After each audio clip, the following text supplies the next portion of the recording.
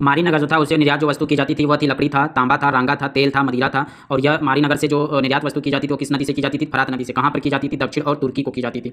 Syria और Lebanon के ऊंचे इलाकों में इन सब वस्तुओं का निर्यात किया जाता था। कहाँ से? मारी नगर से। मारी नगर व्यापार के कारण समृद्ध हुआ था। दक्षिण नगरों के लिए ले जाने वाला पोत मारी में ही रुकता था। 10% प्रभार कर वसूल किया जाता था। साइप्रस के द्वीप अलासिया से आने वाले तांबे एवं टीन के व्यापार के लिए मशहूर था। यानी जो साइप्रस का द्वीप था वो किस लिए प्रसिद्ध था? तो अलासिया से आने वाले तांबे एवं टीन के व्यापार के लिए मशहूर था। कौन सा? साइप्रस का द्वीप। साइप्रस के द्वीप से यहाँ रागे का भी व्यापार होता था। मारी राज्य सैनिक दृष्टि से प्रबल नहीं था। मारी राज्य जो था वो सैनिक दृष्टि से प्रबल नहीं था, परंतु व्यापार व समृद्धि मामले में अद्वितीय था। यानी कि सैनिक दृष्टि से जो मारी राज्य था वो प्रबल नहीं था, लेकिन वह व्यापार के मामले में वो समृद्ध था। मेसोपोटामिया में जो काल की गणना हुई थी, यह विभाजन हुआ था, सिकंदर के उत्तराधिकारियों ने अपनाया।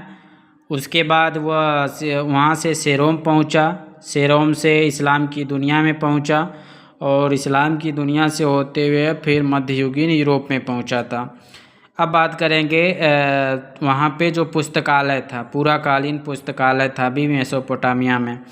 लौह युग में उत्तरी प्रदेश के असीरियाई लोगों ने एक साम्राज्य की स्थापना की जो 720 से 615 ईस्वी पूर्व तक उन्नति शिखर पर था।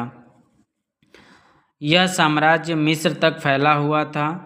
इस समय के राज्य की अर्थव्यवस्था लूट मार की थी, यानी कि 720 से 615 ईस्वी तक का जो साम्राज्य था उस समय की जो अर्थव्यवस्था थी वह लूट मार पे आधारित थी। बड़े बड़े असीरियाई शासक जो बाहर से आकर बसे थे वे दक्षिणी क्षेत्र बेबीलोनिया को उच्च संस्कृति का केंद्र मानते थे।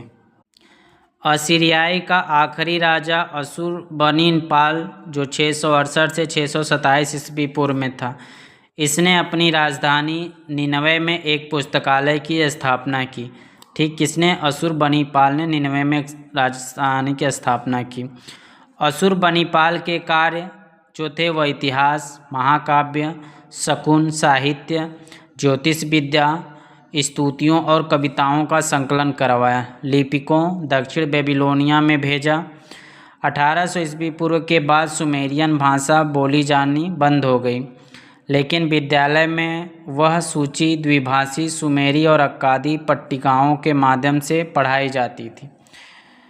अशुरबनीपाल के पुस्तकालय में 100 मूल ग्रंथ थे और 30,000 पट्टिकाएँ थीं। 1000 मूल ग्रंथ थे।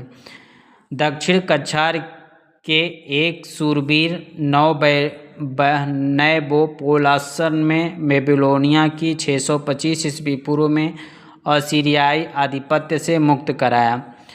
नेबोपोलसर के उत्तराधिकारियों ने राज्य क्षेत्र का विस्तार किया और बेबीलोन में भवन निर्माण